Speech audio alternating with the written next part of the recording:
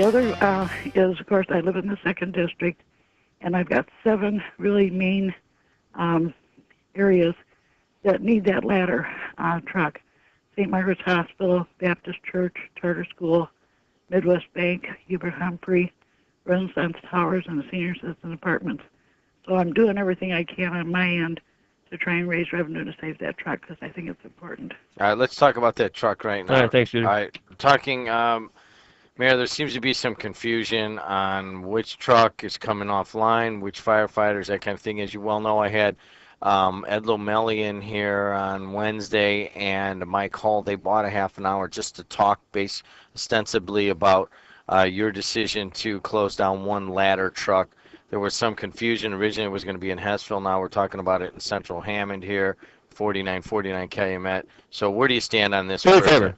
I didn't listen to the show. Okay. What did Ed Lomelli and Mike Cole say? I want to compare. All right, Ed Lomelli and Mike Hall. Well, let me go to my notes right here, which is why I keep this thing. Because it's interesting. Okay. Ed Lomelli is, he says that he's got about 80 guys a day right now that are out walking the streets of Hammond to educate Hammond citizens that the cuts are basically going too far, and that if there's more cuts that need to go, I wrote this quote down, that it's important not to start with public safety first.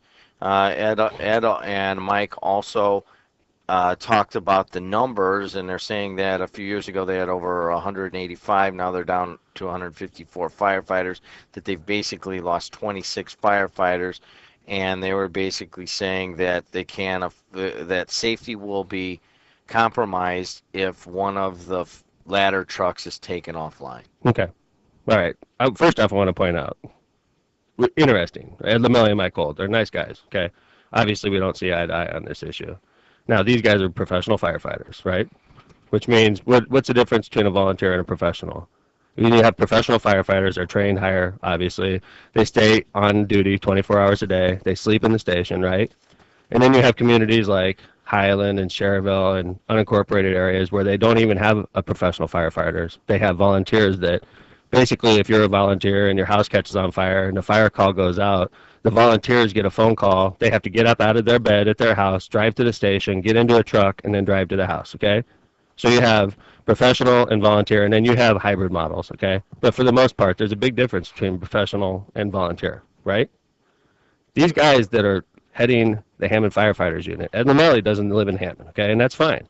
But the funny thing to me is he chooses to live in a community. I believe Ed lives in Highland or Cherville, all right? It's a volunteer firefighters in Highland and Cherville. And it makes me mad because I think the Hammond firefighters, if they really don't want to appear like hypocrites, they should bring somebody that lives in Hammond, like a Carl Ripe, or somebody that lives in Hammond that puts their money where their mouth is. You know what I'm saying? Like, Ed, wait a second. You're knocking on senior citizens' doors, like Judy. You're knocking on Judy's door and saying, Judy, your house is going to burn down. The mayor doesn't care about you, right? But what Judy doesn't know is Ed and his entire family lives in an area that's not protected by professional firefighters, and Michael as well. In fact, 38%, write this down, 38% of Hammond firefighters choose to live in communities with volunteer firefighters. You know that? 38% of my Hammond firefighters get done with their shift and they drive to Highland or Munster or Hebron or an area that doesn't even have a professional force.